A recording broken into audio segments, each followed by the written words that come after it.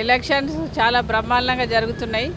కానీ వాళ్ళు ఉన్నటువంటి ప్రభుత్వం మాత్రం ఒకటే ఏంటంటే మళ్ళీ పోయినటువంటి ప్రభుత్వాలు ఏ తప్పు అయితే చేసినాయో పైసలు ఇచ్చి కొనుక్కోవచ్చు అని చేసినాయో ఇప్పుడున్నటువంటి ప్రభుత్వం కూడా అదే విధంగా డబ్బులు ఇచ్చి కొనుక్కోవచ్చు అనే ఉద్దేశంతో డబ్బులు వంచుతున్నారు, బాగా ఓపెన్గానే వంచుతున్నారు. కానీ ఇవాళ ప్రజలు మాత్రం ఇప్పుడు ప్రభుత్వానికి బుద్ధి చెప్పాలి. పైసలు తీసుకున్నడే ఓటు మాత్రం మేము జై ఈటలకి వేస్తామని చెప్తున్నారు.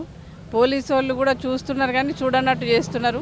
ఒకసారి పట్టించుకుంటే ప్రజాస్వామ్యం అనేది నిలబడుతుంది.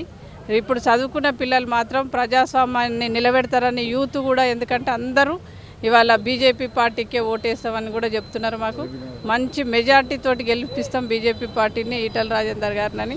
ప్రతి గల్లీకి వెళ్ళినా కూడా యూత్ అందరూ అదే చెప్తున్నారు. ఎల్బీ నగర్ మొత్తం తిరిగినా కూడా అదే చెప్తున్నారు. ఇవాళ వీళ్ళు ఎన్ని డబ్బులు వంచినా కూడా గెలుపు మాత్రం రేపు బీజేపీ పార్టీదే.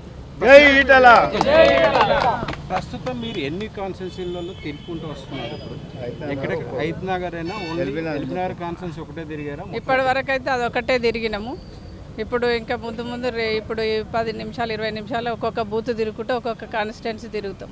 ఇప్పుడు మీరు ఎంత మెజార్టీతో వస్తుందని చెప్పేసి మీరు అనుకుంటున్నారు? ఇప్పుడు 3 o'clock, ఇప్పుడు 11 అవుతుంది కదా, మంచి పర్సంటేజ్ అయితే వచ్చింది. ఒక 2 o'clock 3 o'clock వరకు అయితే ఎంత మెజార్టీ తోటి గెలుస్తాం అనేది చెప్తాం.